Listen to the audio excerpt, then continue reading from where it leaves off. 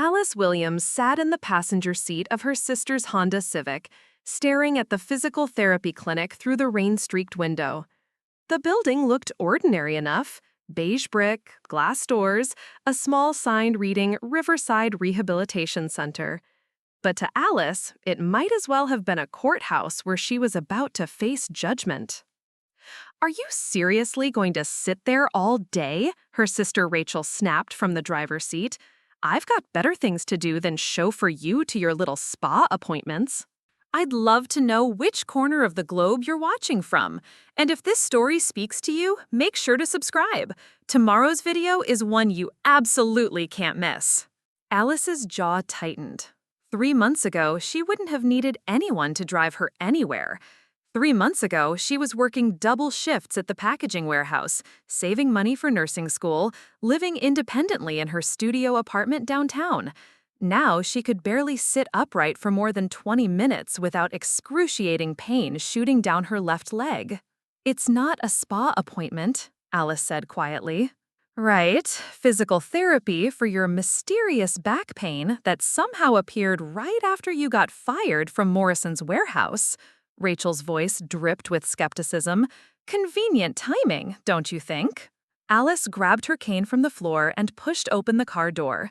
The October wind cut through her jacket as she made her way toward the clinic entrance, each step a careful calculation.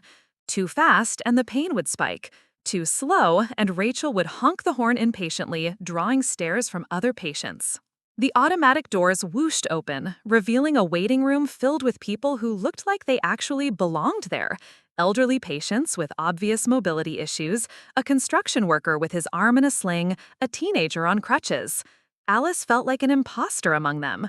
At 26, she looked healthy from the outside. The damage was invisible, buried deep in her lumbar spine where no one could see it. "Alice Williams?" A young therapist with kind eyes appeared at the reception desk. "I'm Marcus. Ready to get started?" Alice nodded, following him down a hallway lined with motivational posters. Through the large windows, she could see Rachel in the parking lot, engine still running, phone pressed to her ear. Probably complaining to their mother about having to waste her morning on Alice's dramatics.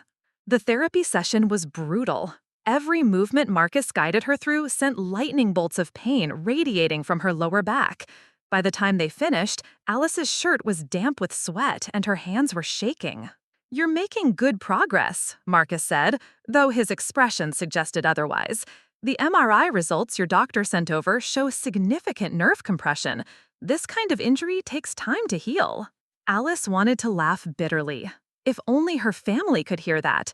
Nerve compression, visible on medical imaging, documented by professionals. But she knew it wouldn't matter. They'd already made up their minds about what kind of person she was. The problem started the day Alice moved back home. She'd fought against it for weeks, insisting she could manage on her own, despite the constant pain. But when she collapsed in her apartment hallway, unable to get up for 40 minutes, her landlord, Mr. Peterson, found her and called an ambulance. The emergency room visit ate through what little savings she had left, and suddenly her childhood bedroom in her parents' house in Millbrook seemed like the only option. "This is temporary," Alice announced as she dragged her suitcase through the front door of the split-level house she'd grown up in. "Just until I get back on my feet." Her father, Dennis Williams, barely looked up from his recliner, where he was watching a baseball game. "Sure, honey, whatever you need." But her mother, Patricia, had different ideas. Temporary how long? Because Rachel's wedding is next summer, and we're already tight on space with all the planning. "I don't know, Mom. I'm seeing doctors, getting treatment." "Treatment for what, exactly?" Patricia's voice carried that sharp edge Alice remembered from childhood, the tone that meant she was about to be dissected and found wanting. "Your back hurts. People's backs hurt all the time. My back hurts from standing at the grocery store checkout for 30 years, but I don't make it everyone else's problem." Alice's brother Tommy wandered into the kitchen, fresh from his job at the auto repair shop. At 28, he was the family success story. Steady work, his own apartment, a girlfriend who actually seemed to like him. He grabbed a beer from the fridge and surveyed Alice with barely concealed irritation. "So, what's the plan here, Alice? You gonna mooch off Mom and Dad indefinitely?" "I'm not mooching, I'm injured." Tommy snorted. Injured how? You worked at a warehouse for 8 months. It's not like you were doing construction or anything actually dangerous. I was lifting 40-pound boxes all day, moving inventory, operating machinery. Oh, please. Rachel appeared in the doorway, still in her work clothes from the insurance office where she handled claims. You're 26 years old. I've been doing manual labor since I was 16, waitressing, retail, cleaning houses to pay for college. Never had any mysterious back injuries. The word mysterious stung. Alice had been to 3 different doctors by that point, had x-rays and blood work done, been prescribed muscle relaxers that made her feel like she was underwater. But she hadn't been able to afford the MRI her primary care physician recommended, and without it, the extent of her injury remained unclear. It's not mysterious. Dr. Chen says I probably herniated a disc. Probably, Patricia repeated. So he doesn't actually know? The MRI costs $1,800. Insurance won't cover it without pre-authorization, and that takes weeks. There's always an excuse, Tommy muttered. First, it was that you got laid off because the company was downsizing. Now it's that you're too hurt to work. What's next? Alice felt heat rising in her cheeks. The warehouse job had ended abruptly. Morrison's had lost a major contract and let go of a third of their workforce. She'd been one of the last hired, so she was among the first to go. The timing was horrible, happening just 2 weeks after she'd first started experiencing back pain on the job. The injury and the layoff are 2 separate things. Are they, though? Rachel sat down at the kitchen table and fixed Alice with a stare. Because from where I'm sitting, it looks like you got fired and suddenly discovered you were disabled. The word hung in the air like a slap. Alice had never called herself disabled. The idea felt foreign, like putting on clothes that didn't fit. But the pain was real. The way her left leg went numb if she stood too long was real. The mornings when she could barely get out of bed were real. I'm not disabled. I'm injured. There's a difference. Right, Patricia said. Temporarily injured. For how long? Alice didn't have an answer. Dr. Chen had been vague about recovery timelines, saying it depended on the severity of the disc damage and how well she responded to treatment. Some people healed in a few months. Others needed surgery. A few never fully recovered. The first week home was a nightmare. Alice tried to help around the house despite the pain, doing dishes and light cleaning to prove she wasn't lazy, but even simple tasks left her exhausted and hurting worse. When she spent an entire Tuesday afternoon lying on the living room floor with an ice pack, Patricia had finally snapped. This is ridiculous, Alice. You're young and healthy. Stop wallowing and get yourself together. I'm not wallowing. Then what do you call lying around all day feeling sorry for yourself? Alice's physical therapy appointments became a source of constant family tension. 3 times a week, someone had to drive her to Riverside Rehabilitation because the pain medication made it unsafe for her to drive herself. Rachel usually got stuck with the duty, and she never let Alice forget what an inconvenience it was. Physical therapy, Rachel would mutter as they drove through town. For your back pain. That's what rich people do when they don't want to work. I want to work. I can't work like this. Have you tried just pushing through it? Plenty of people work with pain. Alice stared out the window at the familiar streets of Millbrook. She'd grown up here, graduated from Millbrook High with decent grades, worked part-time jobs through community college. Her family had always been working-class practical. You sucked it up, you pushed through, you didn't make a fuss. Pain was weakness leaving the body, as Tommy liked to say. But this wasn't normal pain. This was pain that woke her up at night, pain that made her legs buckle unexpectedly, pain that felt like someone was driving a railroad spike through her spine. This was pain that made her understand why some people chose not to keep living with it. The physical therapy sessions with Marcus were the only times Alice felt validated. He took her pain seriously, explained how nerve compression worked, showed her exercises that might help. But the progress was slow, and some days she felt worse after therapy than before. Healing isn't linear, Marcus would remind her when she got frustrated. Some days will be better than others. The important thing is consistency. Consistency. Alice clung to that word as her family's patience wore thinner each day. Dennis started making pointed comments about the electric bill when Alice used her heating pad. Patricia complained about the prescription bottles cluttering the kitchen counter. Tommy suggested Alice was getting addicted to pain pills, an accusation that stung because Alice had started taking them less frequently, worried about dependency herself. A lot of love and effort went into bringing this story to life.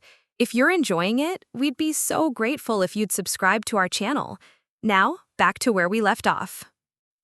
The worst part was the whispered conversations she could hear through her bedroom door. Her family thought she was being dramatic, manipulative, lazy. They thought she was taking advantage of their generosity, using phantom pain as an excuse to avoid responsibility. "She needs tough love," she heard Patricia telling someone on the phone one evening. "All this coddling isn't helping anyone." Alice pulled her pillow over her head and tried not to cry.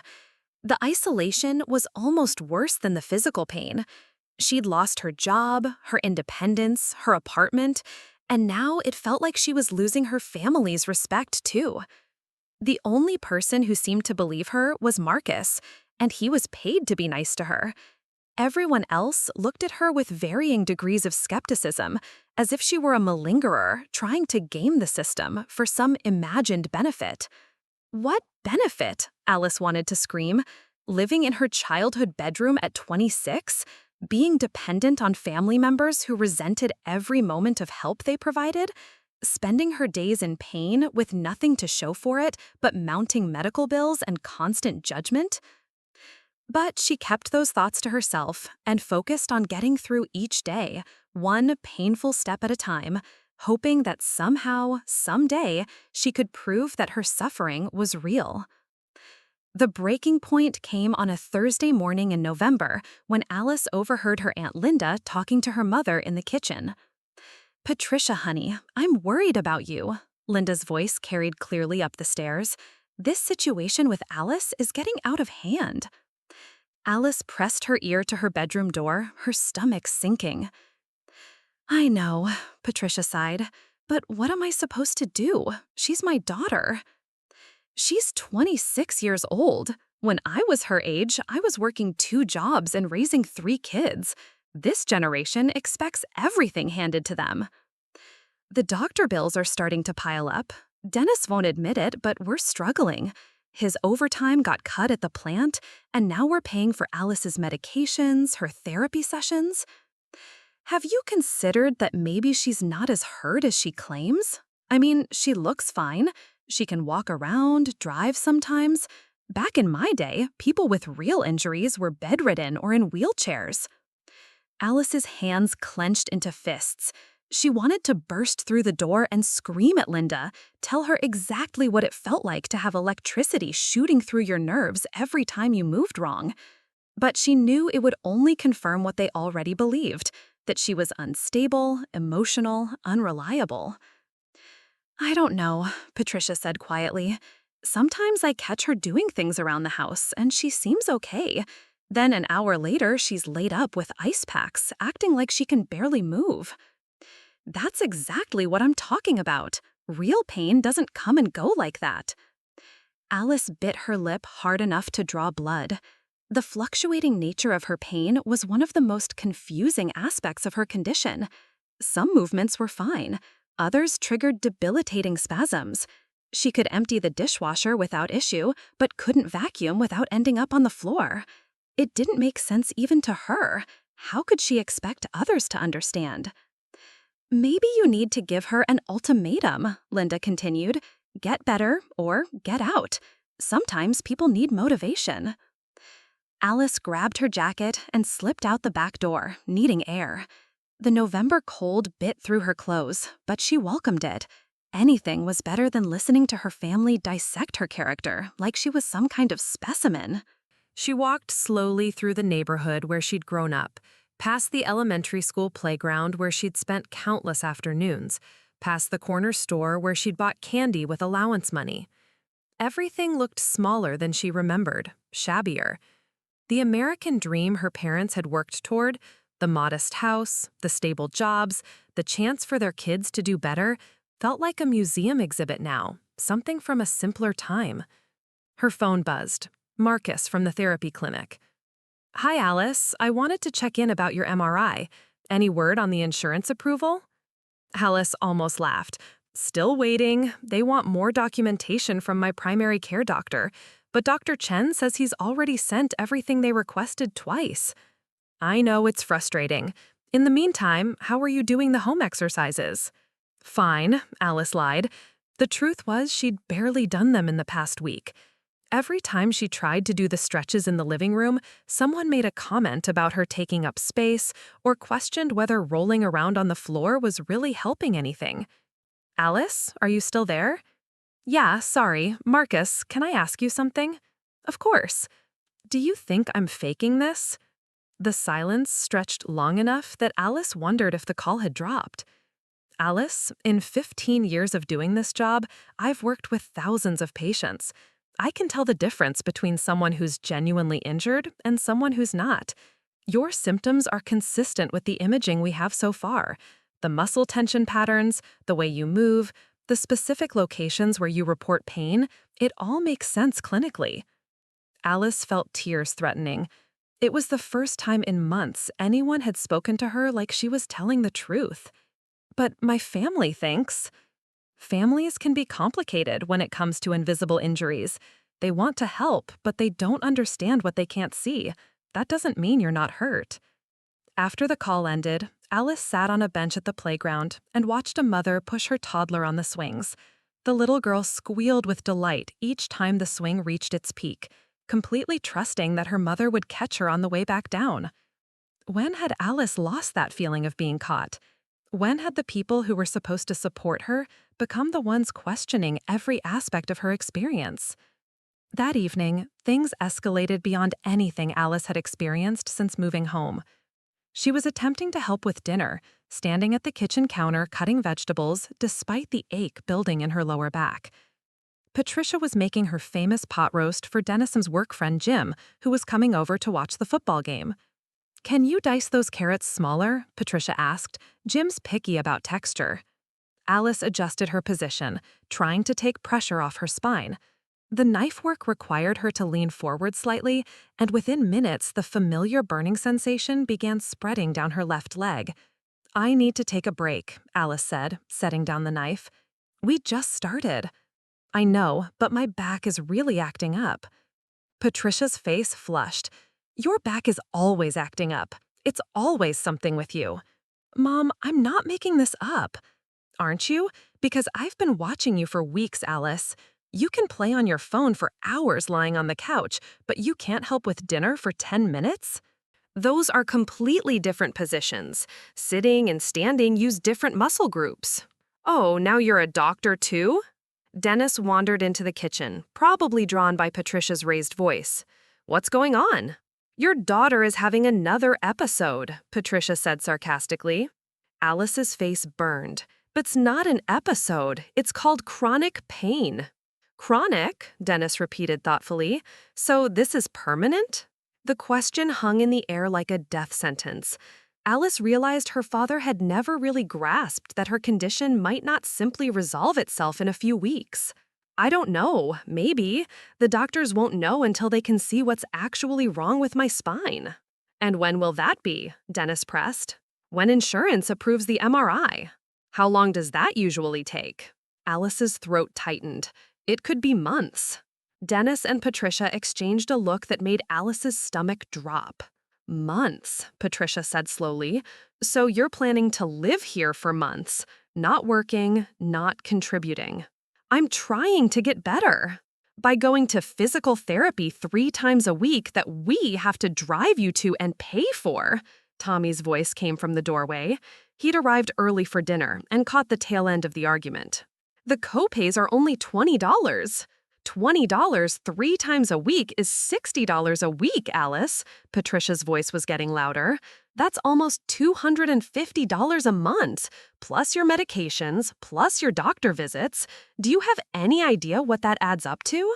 Alice did the math quickly in her head and felt sick.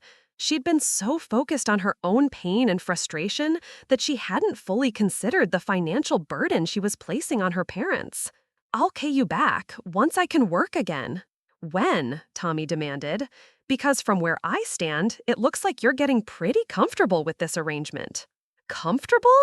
Alice's voice cracked. "You think I'm comfortable living in my childhood bedroom, depending on you guys for everything, being in pain every single day?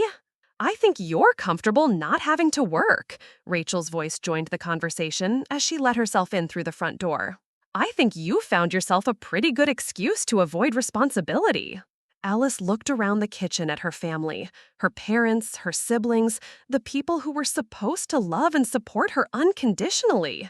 Their faces showed varying degrees of frustration, skepticism, and disappointment, but not one showed compassion or understanding. "I can't believe you all think I would fake this," Alice whispered. "We don't think you're faking," Dennis said carefully. "We think you're exaggerating, making it worse than it is." "Some people do that," Patricia added. "They convince themselves they're sicker than they really are. It's psychological." Alice felt something break inside her chest. The last thread of hope that her family might eventually understand snapped cleanly in two. "You think I'm crazy?" "We think you need to get your life together," Tommy said bluntly. "Find a job you can do with your limitations. Get your own place. Stop expecting everyone else to take care of you." "What kind of job? I can barely sit or stand for extended periods." "There are desk jobs," Rachel said. "Data entry, customer service, phone work. Those require sitting for 8 hours straight. Then find something part-time, work from home. They're options if you actually look for them instead of going to therapy appointments and complaining all day." Alice stared at them, understanding flooding through her like ice water. This wasn't about money or inconvenience. This was about their fundamental belief that she was weak, lazy, defective. They saw her pain as a character flaw rather than a medical condition. "Fine," Alice said quietly. "I'll figure something out." She walked upstairs to her room, each step sending shockwaves through her lower back. Behind her, she could hear them talking in hushed tones, probably planning their next intervention. Alice sat on her narrow bed and stared at the wall where her high school graduation photo hung. The girl in the picture looked so confident, so ready to take on the world. She had no idea what was waiting for her. The injury, the job loss, the slow erosion of everything she thought she could count on. For the first time since the pain started, Alice began researching disability lawyers online. If her family was going to treat her like a fraud, maybe it was time to get official documentation that proved otherwise. The disability lawyer's office smelled like old coffee and desperation. Alice sat in the waiting room, surrounded by people who looked like they'd been fighting bureaucracy for years. A middle-aged man with a neck brace dozed in the corner. An elderly woman clutched a thick folder of medical documents. A young mother bounced a crying baby while filling out paperwork with one hand. Alice felt like an imposter again. These people looked sick, looked disabled in ways that were obvious and undeniable. She was just a 26-year-old woman with invisible pain who couldn't convince her own family she was telling the truth. "Alice Williams?" A woman in her 50s emerged from an inner office, her gray hair pulled back severely and her expression all business. "I'm Sandra Mitchell. Come on back." Sandra's office was cramped but organized, every surface covered with law books and case files. She gestured for Alice to sit in a chair across from her desk, then studied Alice with sharp eyes. "Tell me about your case." Alice launched into her story: the warehouse job, the gradual onset of pain, the layoff, the family situation. Sandra took notes occasionally, but mostly just listened, her expression revealing nothing. "Have you applied for disability benefits yet?" Sandra asked when Alice finished. "No, I wasn't sure I qualified." "How long have you been unable to work?" "About 4 months now." Sandra nodded. "You can apply for Social Security disability, but I have to be honest with you, back pain cases are tough. The Social Security Administration denies about 70% of initial applications, especially for young people with invisible conditions." Alice's heart sank. "So there's no point?" I didn't say that, but you'll need rock-solid medical evidence. Have you had an MRI? Insurance keeps denying it. They want more documentation. That's a problem. Without imaging showing structural damage to your spine, it's your word against their skepticism. And frankly, your word isn't worth much in disability court. The bluntness stung, but Alice appreciated Sandra's honesty. At least she wasn't pretending this would be easy. What do I need to do? First, get that MRI somehow. Borrow money, set up a payment plan, whatever it takes. Second, keep detailed records of everything. Every doctor visit, every therapy session, every day you can't function normally. Third, be prepared for this to take years. The appeals process is brutal. Alice left Sandra's office feeling overwhelmed. The retainer alone was $3,000, money she didn't have. The MRI was another $1,800. She was looking at nearly $5,000 just to start fighting for benefits that might never come. But what choice did she have? Her family's patience was exhausted, and her savings were gone. She needed proof that her pain was real, documented evidence that would force everyone to take her seriously. That evening, Alice made a decision that would change everything. She was lying on the living room floor with an ice pack when Patricia came home from her shift at the grocery store. Her mother looked tired, older somehow, and Alice felt a stab of guilt. The stress of supporting an adult daughter was aging her parents visibly. "Mom, we need to talk." Patricia sat heavily on the couch. "If this is about the argument yesterday, I don't want to hear it. I'm exhausted." "It's not about that. I saw a lawyer today about disability benefits." Patricia's eyebrows shot up. "A lawyer?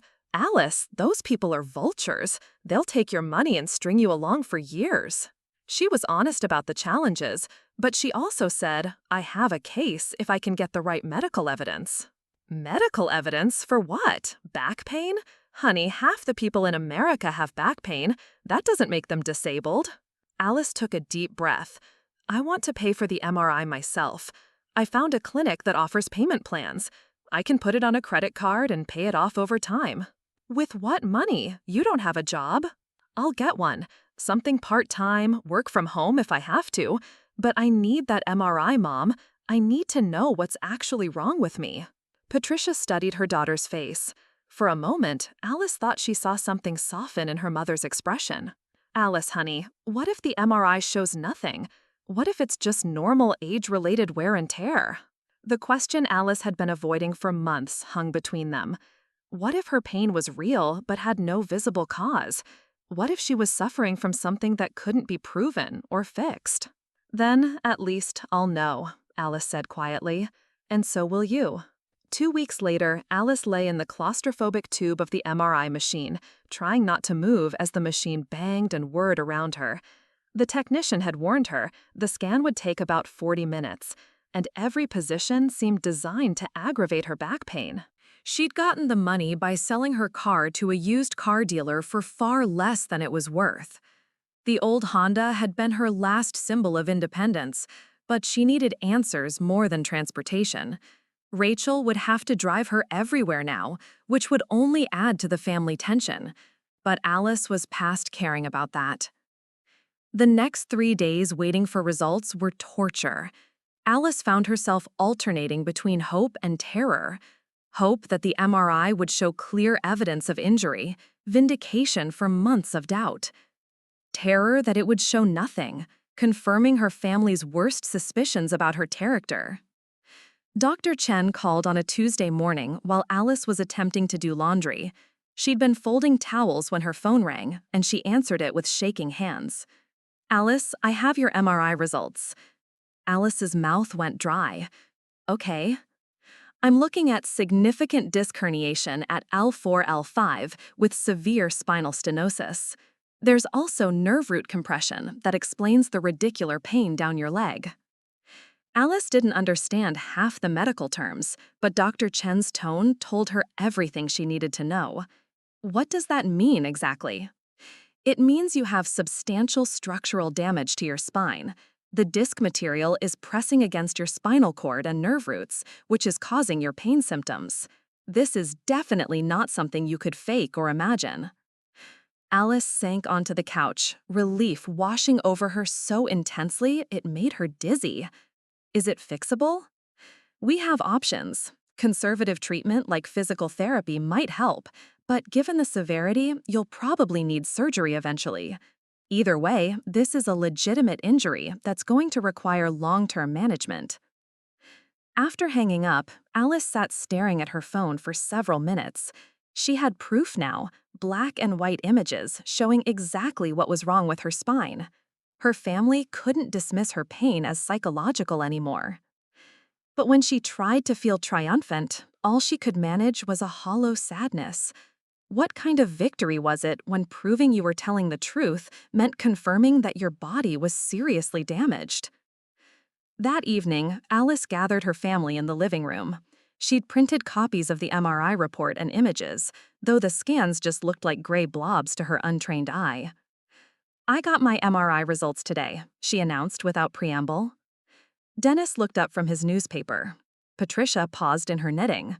Tommy and Rachel, who'd both happened to stop by for dinner, turned their attention to Alice with expressions of mild curiosity. "And?" Patricia prompted. "Severe disc herniation with spinal stenosis and nerve root compression," Alice read from Dr. Chen's notes. "The report says there's significant structural damage that's consistent with my symptoms." The room fell silent, except for the ticking of the grandfather clock in the corner. "What does that mean?" Dennis asked slowly. "It means I'm not faking. It means the pain is real, and it's caused by actual damage to my spine that shows up on medical imaging." Alice watched her family's faces carefully, looking for some sign of remorse or acknowledgement that they'd been wrong about her. Patricia's expression was unreadable. Dennis frowned at the MRI images like they were written in a foreign language. Tommy shifted uncomfortably in his chair. Rachel was the first to speak. "Okay, so you're hurt. What now?" The question caught Alice off guard.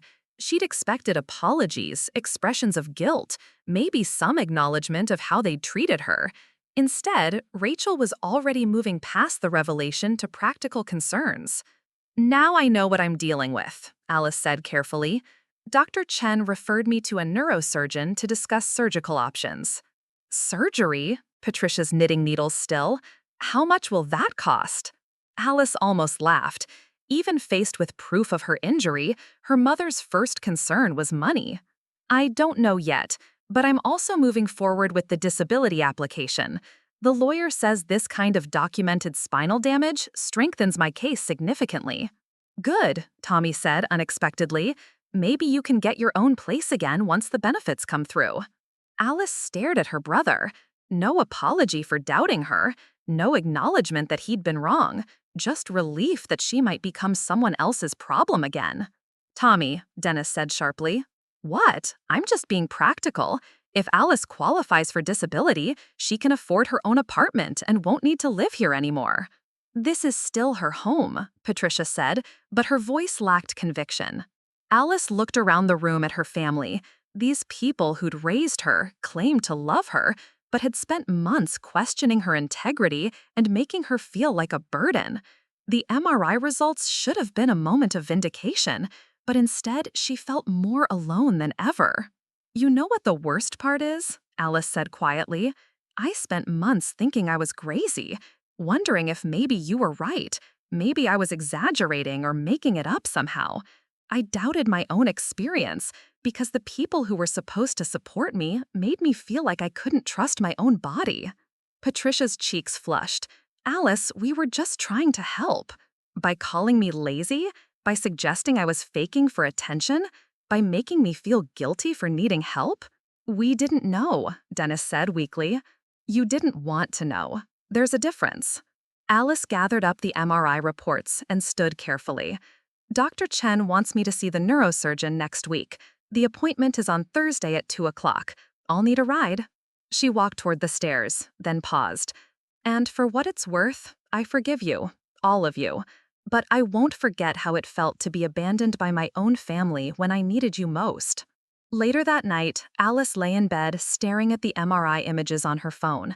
The herniated disc looked like a small white blob pressing against her spinal cord. But she knew that tiny protrusion was responsible for months of agony and isolation. Marcus had been right. Her symptoms were real and documented. Sandra, the lawyer, had been right too. She'd needed concrete medical evidence to be taken seriously.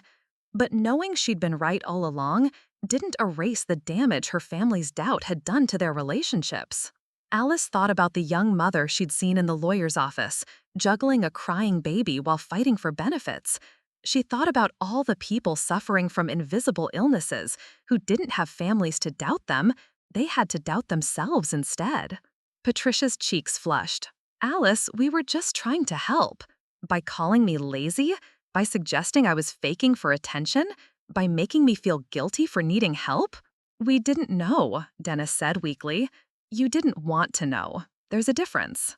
Alice gathered up the MRI reports and stood carefully. Dr. Chen wants me to see the neurosurgeon next week.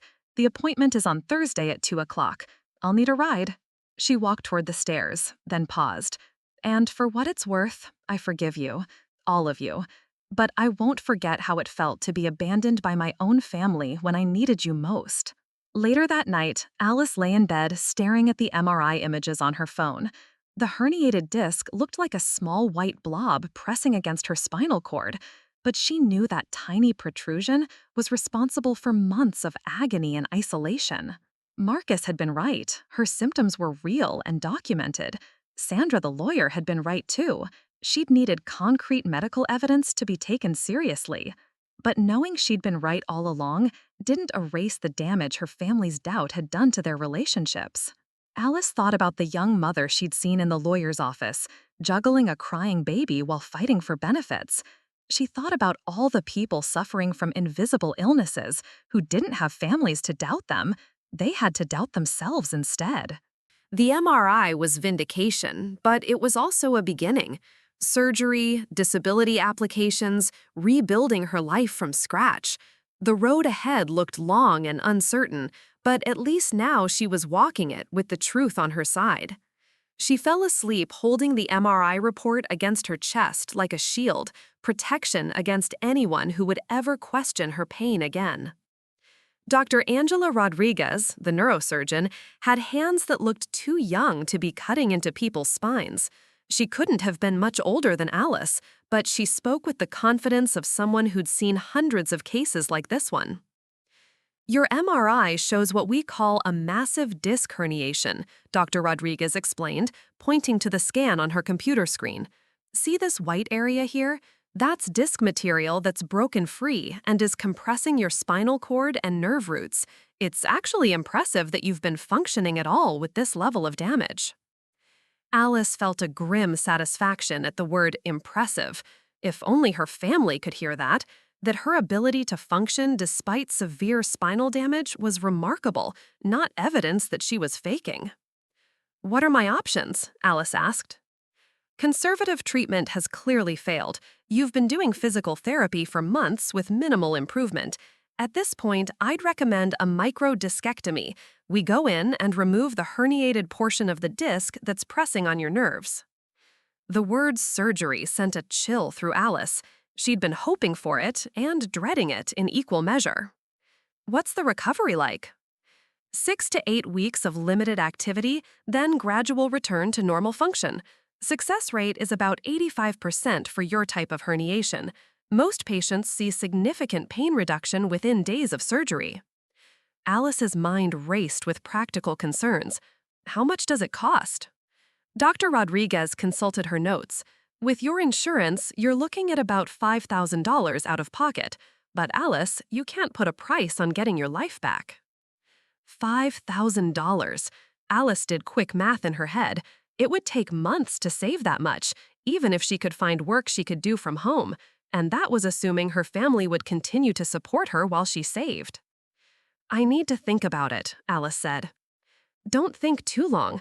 The longer that disc material stays compressed against your nerves, the higher the risk of permanent damage. That evening, Alice sat at her laptop researching her condition obsessively. She read medical journals, patient forums, success stories, and horror stories. The surgery wasn't without risks. Infection, bleeding, nerve damage, the possibility that it might not work at all. But the more she read, the more convinced she became that she had no choice. The conservative treatment wasn't working. The pain was getting worse, not better. And now she had a timeline. Wait too long, and the damage could be irreversible. She was deep in research when her phone rang. The caller ID showed Marcus from the therapy clinic. "Hey, Alice, I heard you saw Dr. Rodriguez today. How did it go?" Alice found herself explaining the whole consultation, grateful to have someone who understood the medical terminology and took her situation seriously. "Surgery sounds scary," Marcus said, "but honestly, I've seen dozens of patients go through microdiscectomies. The recovery is tough, but most people get their lives back." Most people? Look, there are no guarantees with any surgery, but your case is a textbook. Young patient, clear structural damage, conservative treatment failure. You're exactly the kind of candidate who does well with surgical intervention. After hanging up, Alice made a decision. She opened her laptop and began typing an email to Dr. Rodriguez's office, requesting to schedule the surgery as soon as possible. Then she walked downstairs to break the news to her family. Dennis was in his recliner watching the evening news. Patricia was preparing tomorrow's lunch for work. The domestic scene looked so normal, so peaceful, that Alice almost turned around and went back upstairs. "Mom, Dad, I need to talk to you about the neurosurgeon appointment." Patricia looked up from making sandwiches. What did she say? "She recommends surgery, a procedure called a microdiscectomy to remove the herniated disc material." Dennis muted the television.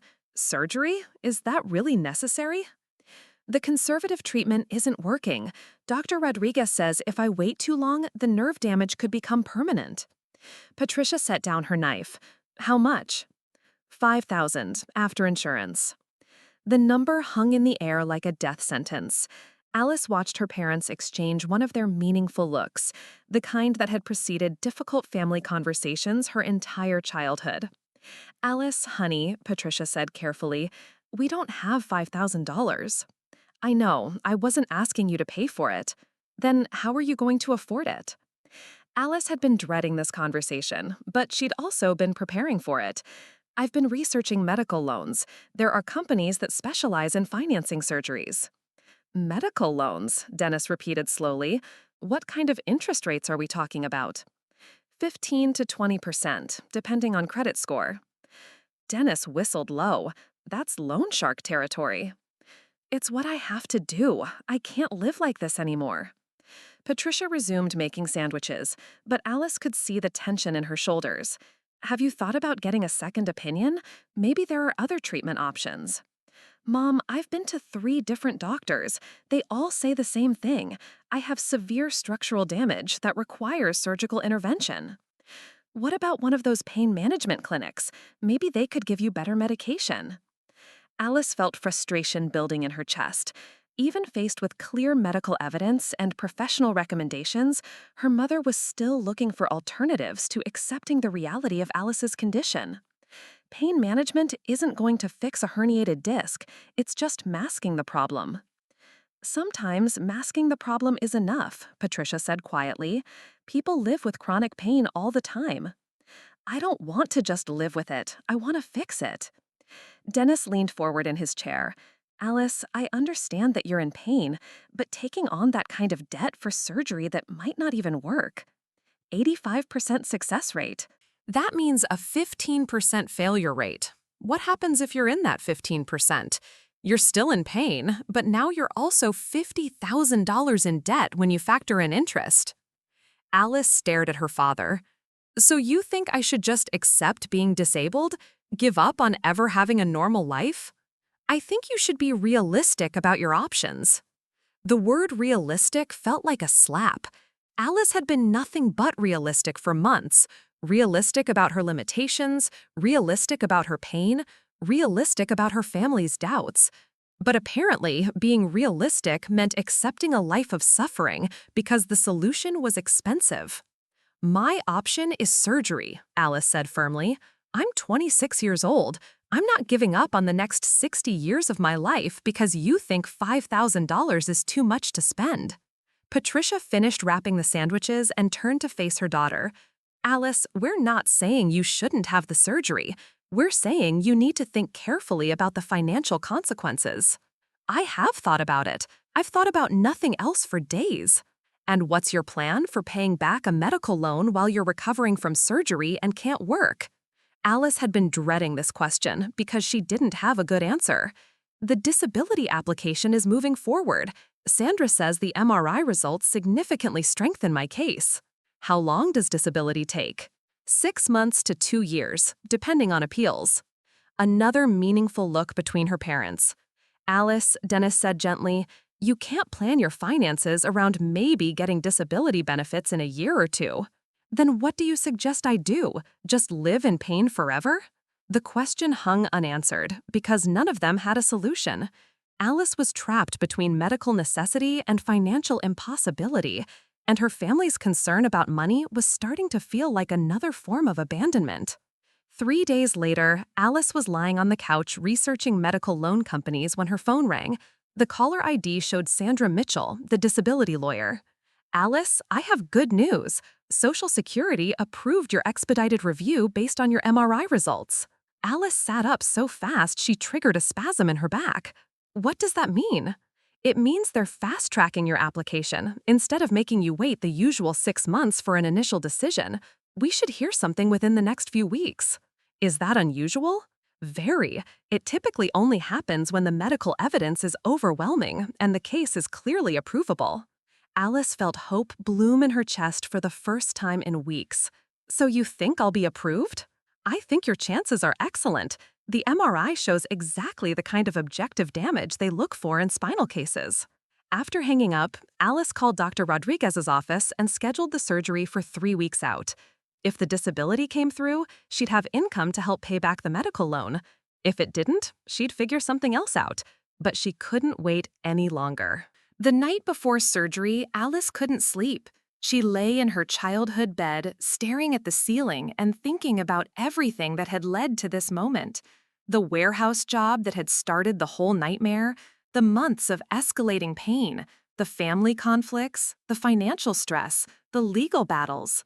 But she also thought about Marcus, who'd believed her from the beginning, Dr. Chen, who'd taken her symptoms seriously, Dr. Rodriguez, who'd offered her hope, Sandra Mitchell, who was fighting for her rights. There had been people in her corner, even when it felt like she was completely alone.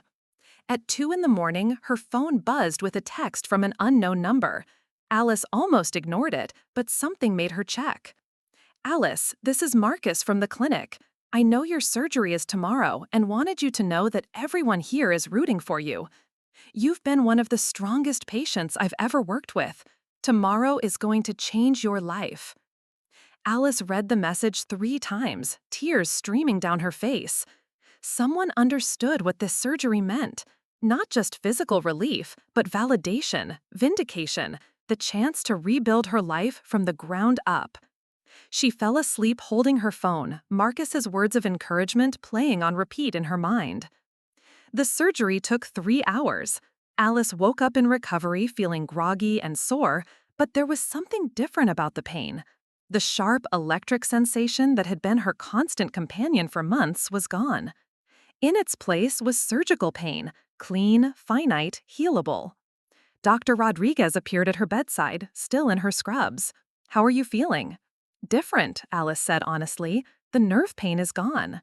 "That's exactly what we want to hear. I was able to remove all the herniated material that was compressing your spinal cord. Your nerves should start healing immediately." Over the next few days, Alice's recovery progressed faster than anyone had expected. The constant burning in her leg disappeared entirely. She could sit for more than 20 minutes without agony. For the first time in months, she felt like her body belonged to her again. The vindication came 2 weeks after surgery when Sandra called with news about her disability application. "Alice, you've been approved for Social Security disability. Full benefits retroactive to your application date. Your monthly payment will be $1,200. Alice dropped the phone. $1,200 a month wasn't enough to live luxuriously, but it was enough to be independent, enough to rent a small apartment, enough to pay back her medical loans, enough to prove to herself and her family that she'd been right to fight for her health. When she called to tell her family the news, their reactions were mixed. Patricia seemed relieved that Alice would be financially independent. Dennis congratulated her but warned about the challenges of living on disability income. Tommy asked if this meant she'd be moving out soon. Only Rachel surprised her. "Alice, I owe you an apology. I was wrong about everything." "What changed your mind?" "Watching you go through surgery, seeing how much better you are now. I realized that if you were faking, you never would have risked major spinal surgery." It wasn't much, but it was something. An acknowledgement that Alice's pain had been real, her fight justified. 6 months later, Alice was living in a one-bedroom apartment across town, working part-time doing online customer service from home. The disability payments covered her basic expenses, and the part-time work gave her spending money and a sense of purpose. Her relationship with her family was slowly healing. Sunday dinners were less tense now that she wasn't financially dependent on them. They'd never explicitly apologized for doubting her, but their behavior had changed. They asked about her health with genuine concern. They offered help without resentment. Marcus had been right. The surgery had changed her life, but not just physically. It had taught her to advocate for herself, to trust her own experience even when others doubted it, to fight for what she needed even when it seemed impossible. The medical debt would take years to pay off, but Alice considered it the price of her freedom. Freedom from pain, from dependence, from other people's skepticism about her reality. She'd learned that sometimes the people who love you most can hurt you deepest, not from malice, but from their own fears and limitations. She'd learned that invisible illnesses require visible proof in a world that demands evidence for compassion. Most importantly, she'd learned that she was stronger than she'd ever imagined, strong enough to survive months of agony, strong enough to fight for proper medical care, strong enough to rebuild her life from nothing. The girl in the high school graduation photo had been ready to take on the world. The woman Alice had become was ready for whatever the world threw at her, armed with the knowledge that she could survive anything and the hard-won wisdom that sometimes you have to save yourself. 2 years after her surgery, Alice stood in the checkout line at the grocery store behind an elderly man struggling to reach items on the high shelf. Without thinking, she stepped forward to help, easily lifting the heavy box of cereal and placing it in his cart. "Thank you, dear," he said with a grateful smile. "These old bones don't work like they used to." Alice smiled back, but as she walked to her car, the interaction struck her with unexpected force. She'd just performed a simple act of kindness that would have been impossible during the worst months of her injury. The casual ease with which she'd lifted that box, bent down, straightened up, movements that had once required careful planning and inevitable pain, now happened without conscious thought.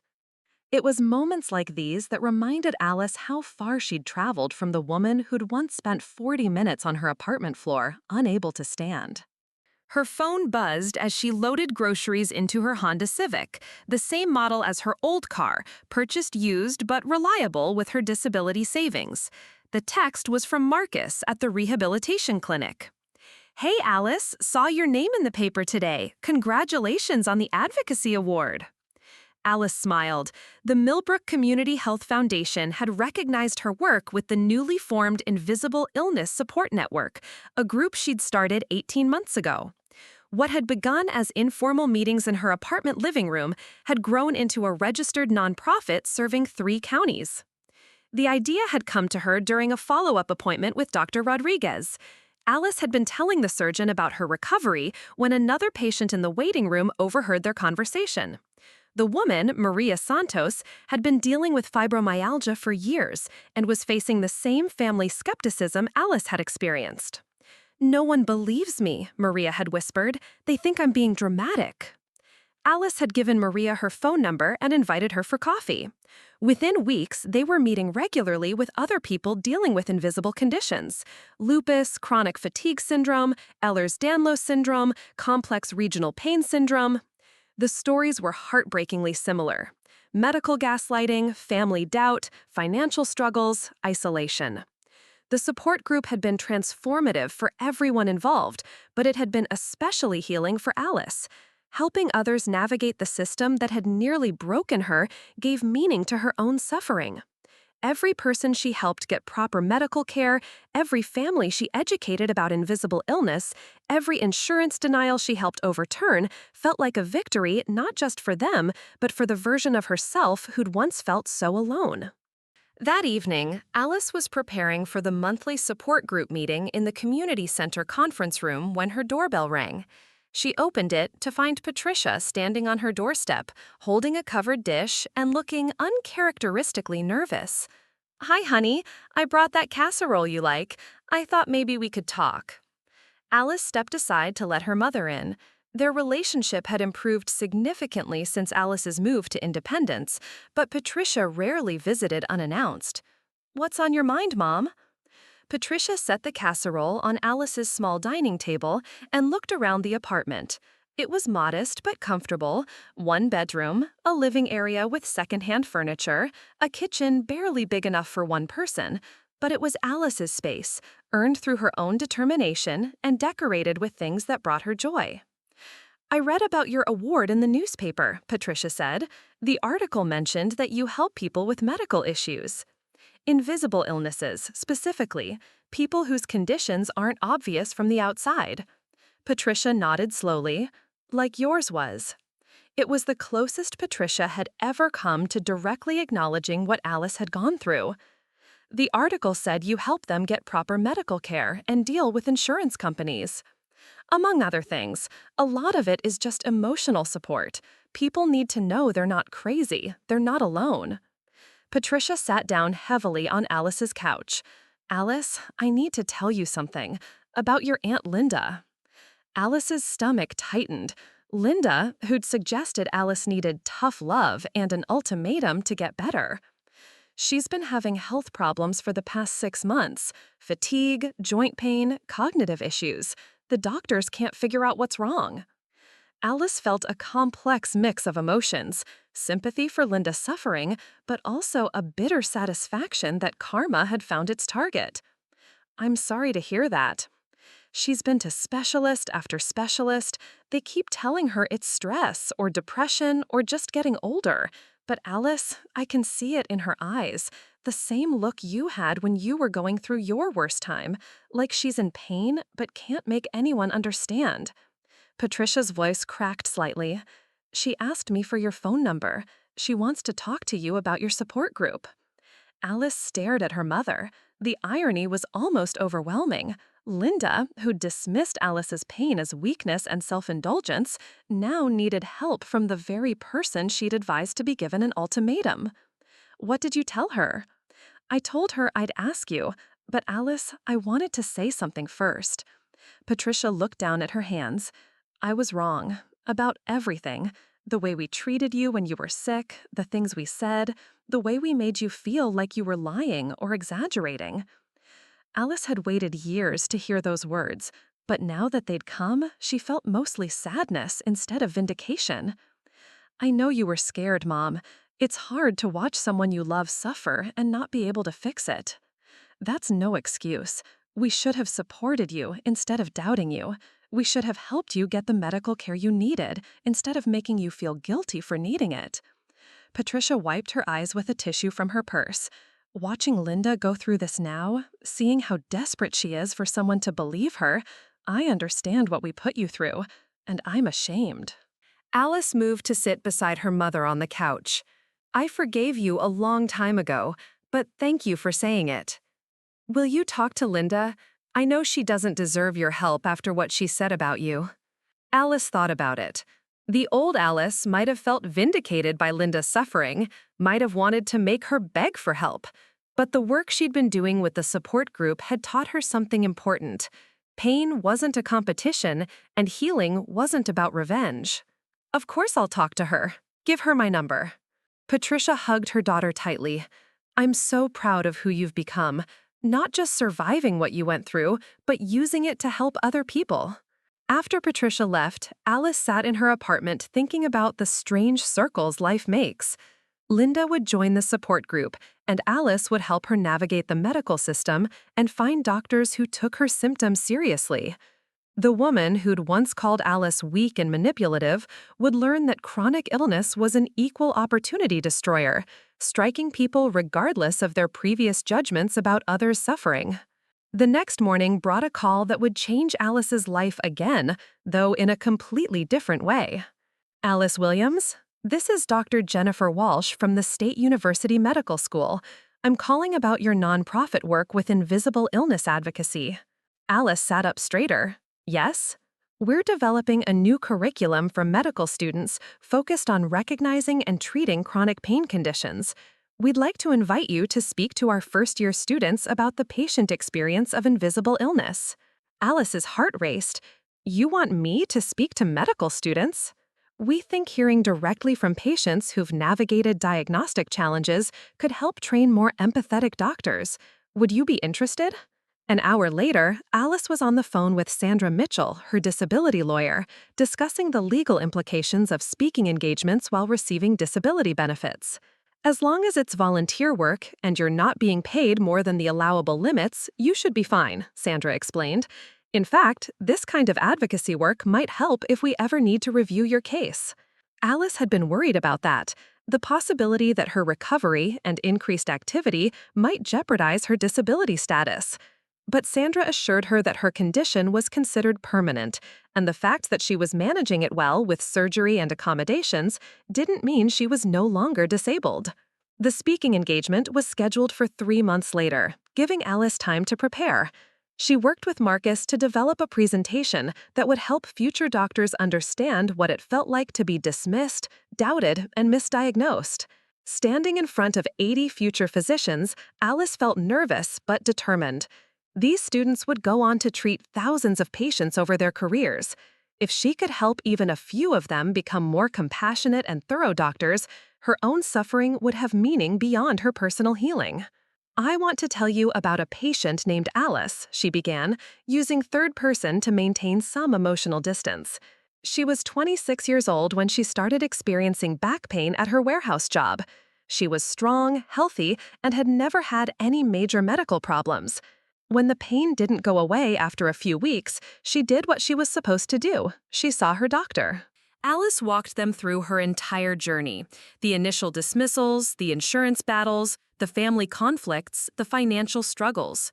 She explained how easy it was for patients to internalize doubt when everyone around them questioned their experience. The most dangerous thing you can do as a doctor, Alice concluded, is assume a young, healthy-looking patient is exaggerating their symptoms. This patient's family made that assumption, and it nearly destroyed their relationship. Her employers made that assumption, and she lost her job. Some of her doctors made that assumption, and her diagnosis was delayed by months. During the question period, a student raised her hand. But don't some patients exaggerate symptoms? How do we balance being compassionate with being objective? Alice smiled. By remembering that believing a patient who's faking is a much smaller mistake than dismissing a patient who's genuinely suffering. The worst thing that happens if you believe someone who's exaggerating is that you order unnecessary tests. The worst thing that happens if you dismiss someone who's really sick is that they suffer needlessly, lose faith in the medical system, and sometimes end up with permanent damage that could have been prevented. After the presentation, several students approached Alice with questions and thanks. One young woman, barely older than Alice had been when her symptoms started, looked close to tears. "Thank you for sharing this," she said. "My mom has fibromyalgia, and she's been through some of what you described. I want to be the kind of doctor who would have helped you sooner." Driving home from the medical school, Alice reflected on how much her life had changed. She'd started as a victim of invisible illness, progressed to an advocate for proper medical care, and now was helping train the next generation of physicians to do better. Her phone rang as she pulled into her parking space. The caller ID showed Tommy. "Hey, Alice, I saw the news story about your speech at the medical school. That's pretty cool." Alice was surprised to hear from her brother. They'd maintained a cordial but distant relationship since her recovery. "Thanks, it went well." "Listen, I wanted to ask you something. My girlfriend Karen has been having some health issues that the doctors can't figure out. Headaches, fatigue, joint pain. She's getting frustrated with the medical runaround." Alice smiled. Would she be interested in joining our support group? "I think so. And Alice, I wanted to say I'm sorry for how I acted when you were sick. I didn't understand what you were going through. I know, Tommy. It's okay. No, it's not okay.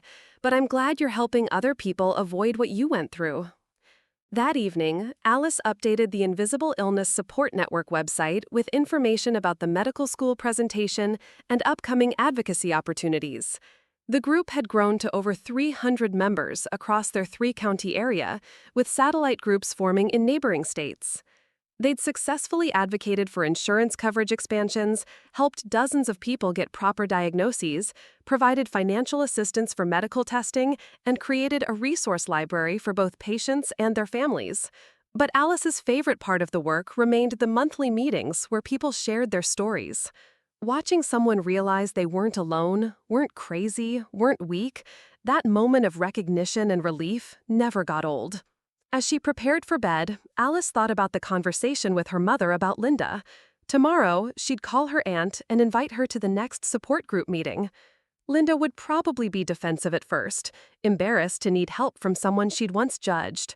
But eventually, she'd realize what Alice had learned, that strength isn't about suffering in silence, it's about having the courage to ask for help and the wisdom to accept it. Alice's journey from warehouse worker to patient advocate had taken 5 years, but she wouldn't change any of it. The pain had been real, the struggle had been brutal, but the growth had been worth it. She'd found her purpose in the worst experience of her life and built something meaningful from her suffering. The girl in the high school graduation photo had dreamed of becoming a nurse, helping people heal. The woman Alice had become was doing exactly that, just not in the way she'd ever imagined. Sometimes, the path to your purpose takes detours you never planned, through valleys you never wanted to walk. But if you keep moving forward, keep fighting for what you need, keep believing in your own truth, even when others doubt it, you might just find that the worst thing that ever happened to you becomes the foundation for the best thing you ever do. Alice Williams fell asleep that night with a calendar full of speaking engagements, a phone full of messages from people seeking help, and a heart full of purpose. The journey from victim to advocate was complete, but the work of helping others find their voices was just beginning. Looking for more? We've got 2 amazing stories ready for you right on screen. If this one touched you, these are absolutely worth your time. Click to watch them now. And hey, subscribe and hit that bell to never miss our latest uploads.